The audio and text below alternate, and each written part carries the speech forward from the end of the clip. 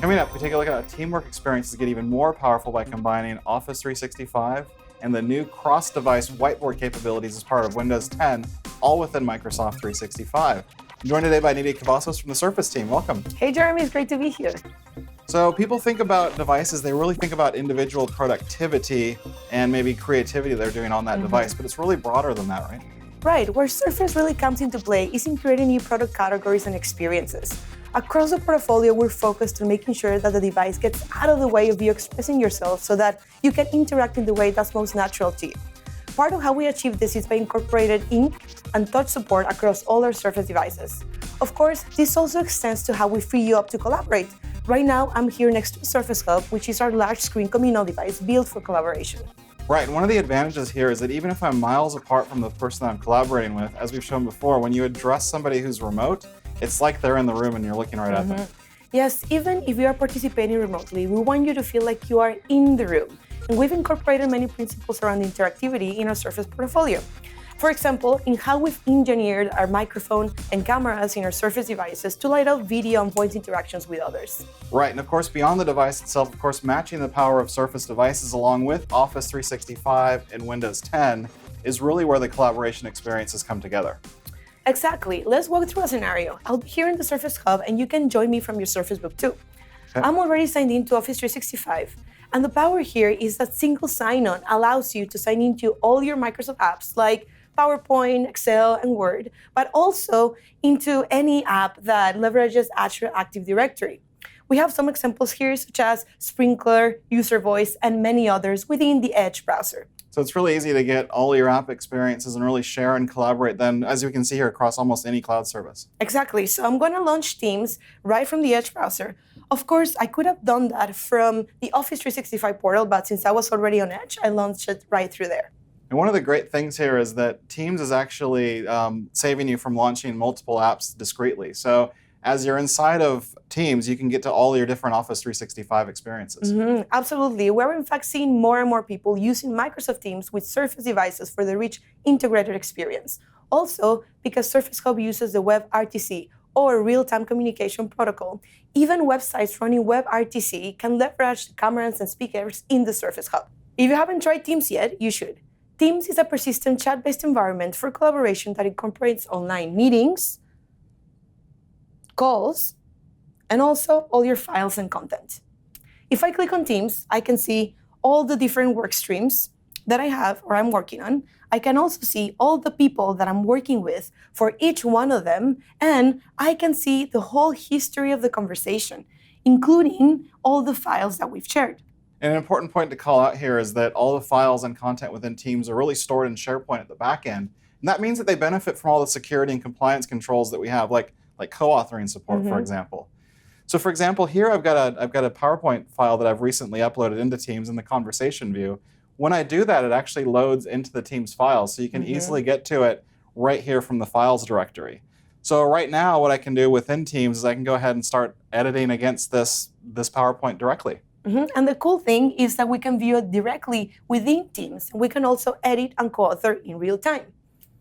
In fact, I can see that you're in the document right now, and your changes seem to be coming through. There we go. I just made a quick change to the title.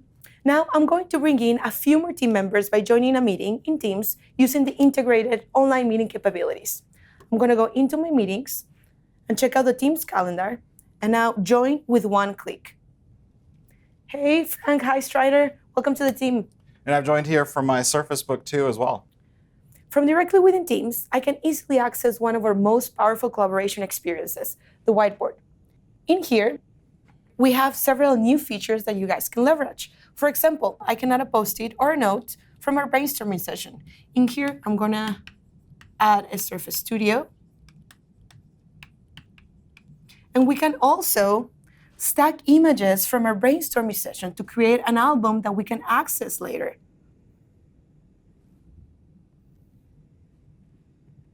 We can open those images and then start working on them afterwards. Also, we have the Versailles view, which allows us to see the whole whiteboard so that we can define which part of it do we want to keep collaborating on. And if you're wondering how to add the whiteboards in Teams as a website, please check out the link shown below. And now that we're in the Whiteboard, it's also worth pointing out with the new Whiteboard app, any Windows 10 device can join to collaborate. And if we go back to our project on team workspace design, I can see that you have some images of rooms here with Surface Hubs in them. Yes, I do. In fact, Surface Hub really opened our eyes to the importance of organizing a meeting room for teamwork and collaboration. Everyone knows their favorite conference room or the ones that they want to avoid, but there are common design pitfalls that we can prevent. In fact, I can see that Strider and Frank have already started making some comments in here. For example, Frank is saying that there's no easy access from the table to the Surface Hub, and Strider is commenting that the room is too crowded, hence not allowing for collaboration. So Jeremy, I can also see that you're recommending to move this table and you're sharing that from your Surface Book too. Right, none of us are really designers here, but Microsoft has partnered with Steelcase to establish design principles for team workspaces. Now back on my Surface Book 2, I'm actually running one of their room designs here in AutoCAD, and the great thing with this device is because of the built-in NVIDIA GPU, it can handle really GPU and graphics intensive processes right from within this laptop. So here I've connected to the Surface Hub. Now in this case, we've got the Ideation Hub design open, and you can see here that I can actually interact directly with what's running on my computer and rotate that device. And in this room's design, we can see that the chairs are bar stools, so I can easily move between my chair and my Surface Hub, and that the table in this case, unlike your picture, isn't dominating the room. What this also shows is that Win32 apps that wouldn't install on the Surface Hub can be projected and controlled via touchback and inback on the Surface Hub. Using the top view to look at this design, you can see that the Surface Hub is easily accessible from everywhere in the room. Now, I'm going to take a snapshot of this design to bring it to my whiteboard and start inking on it. I can just click on the snipping tool, select the part that I want to work on, and now you can see what I was explaining earlier. Every participant from this meeting can easily come to the Surface Hub and collaborate side by side. Now, also look at the technology in the room.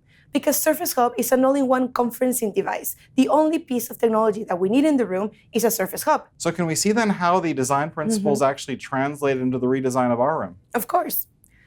When we started the remodel of the room, it looked like this, right? It's absolutely empty. And then we applied our design principles and the room looked like this. As you can see, people can move freely and openly from their seating to the Surface Hub. There's also different levels of seating for people to be in a larger meeting, and there's also 2 different Surface Hubs in the room, depending on how many people is attending. You can also see that we have added a Surface Studio to increase the collaboration. In fact, Frank is joining us from this very room. So we've shown then how the software with Office 365 and Windows 10 and the new Whiteboard app plus devices, plus even the workspace design really contribute to make a better creativity and collaboration environment. Where can people go to learn more, to learn about Surface devices in creative spaces? If you want to learn about how to design your space for teamwork and collaboration, you can get help from our Steelcase partner at the link shown below. This information already includes 5 creating space designs for inspiration.